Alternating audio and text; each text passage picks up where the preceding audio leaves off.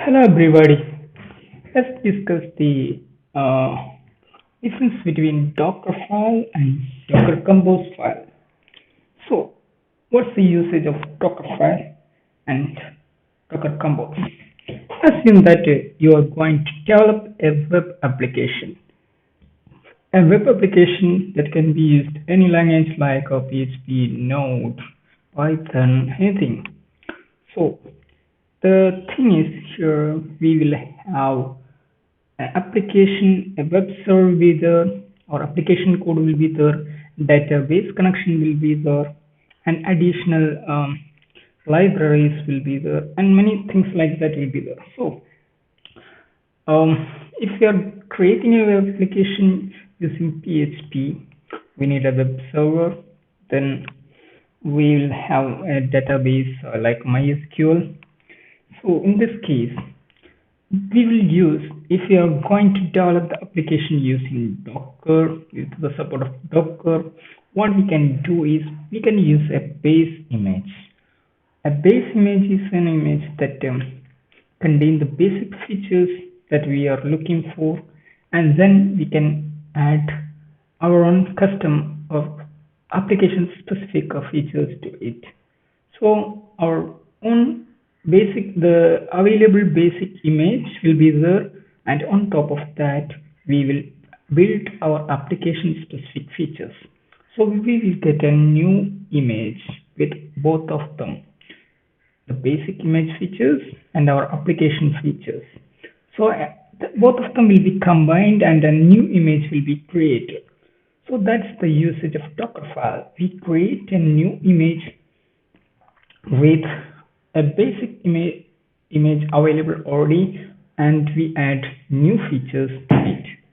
So that's a Docker file, and I'll show you that in action with very simple use case. So Docker Compose, on the other hand, what is Docker Compose?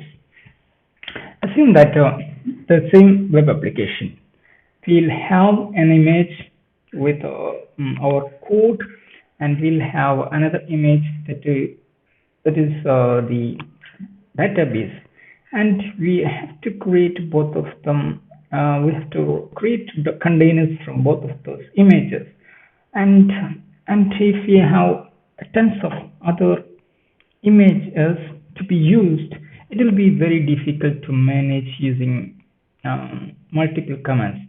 If we can use a single file with all the images that we are using for an application, it's easy to manage. So we can use a single file Docker Compose with all the images that is required for an application, and we can start all of them by a single command, Docker Compose up, and we can stop them by another command, Docker Compose down. So it is easy. In this application, in this sample, I used only 2 images. Let's assume that your application requires around 20 or even 10 images.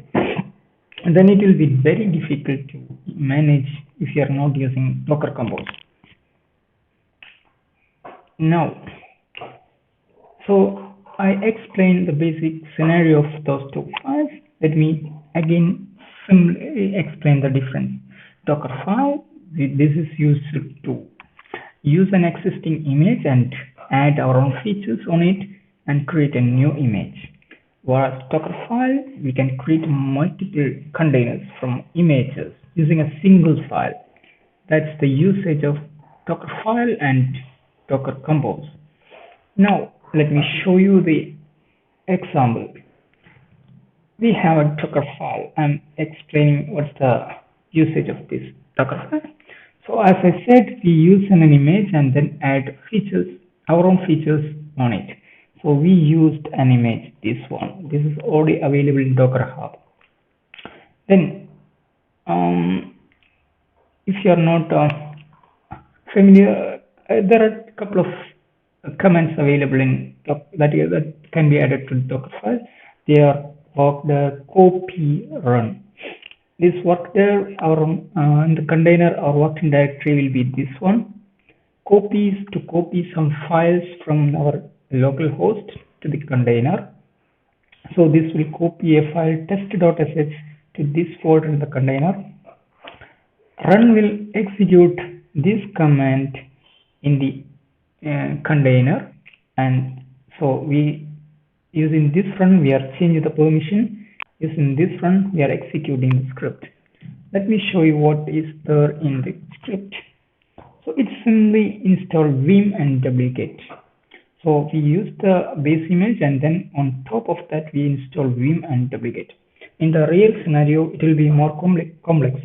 So your we will be adding our own application and our packages. Everything will be installed using a script like this, and we call from that we'll call that from our Dockerfile. So as I said, Dockerfile is using an existing image, and then we are modifying that. Let me show you, or let me create a new image using this Dockerfile. So I have just run this command. What it did is each command in the Dockerfile is executed. So copied this file to this folder, then this command is executed and this command is executed. When this command is executed, both wget and vim will be installed. Now I can show you the image created. And I had run this image, this build for an hour, so it was created an image with this ID. Let me run this.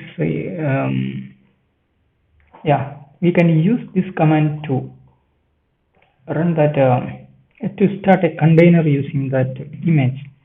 Docker run -t and then the image ID, this one.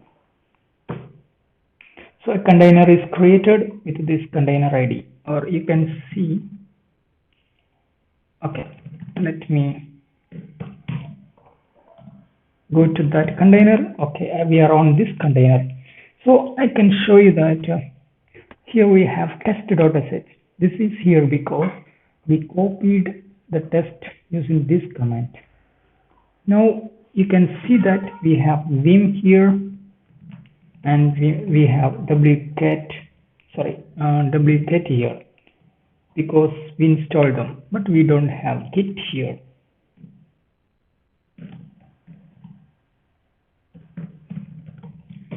It is not found because we didn't install that using our Dockerfile.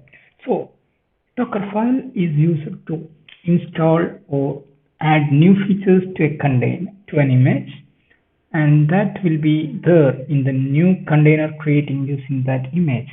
So we created this image using the Dockerfile. So we now started that. We used that image to create a new container, that is docker run -t and this image, and inside that we have a couple of new features like vim and wget. So that's it. So Dockerfile modify an existing image and create new features in it. Now let's see the Docker Compose. Docker-compose is simply, as I said, we can specify multiple images and everything. Containers will be started from them.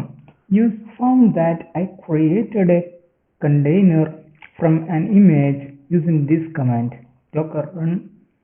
So assume that if we have multiple images, so we have to run like this for every image.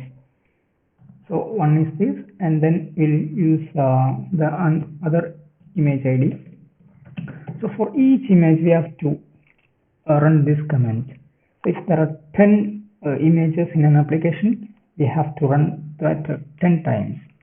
In order to avoid that, in order to make it very simple, what we can do is we can create a one file that we can specify the image name and additional parameters like environment, ports, and this depends on means this container depends on the MySQL one. So only after creating this container this will be created. So we can there are even more features parameters can be given in this file. So the usage is we can specify a number of images and everything can be started using a single command. I can show you the command. Yeah, this one. I'm running that and now you can see that, yeah, I had run that area, that's why it's showing this. If I can stop it using this command. Now both of them are stopping and I can again start. So that's it. So once more, let's explain the difference. A Dockerfile will use an existing image and we'll add new features and then we can create a new image. Whereas Docker Compose will use existing images and we can create containers from them using a single command, and we can stop them using another single command. So it's easy to manage those containers. So that's it. Thanks for watching.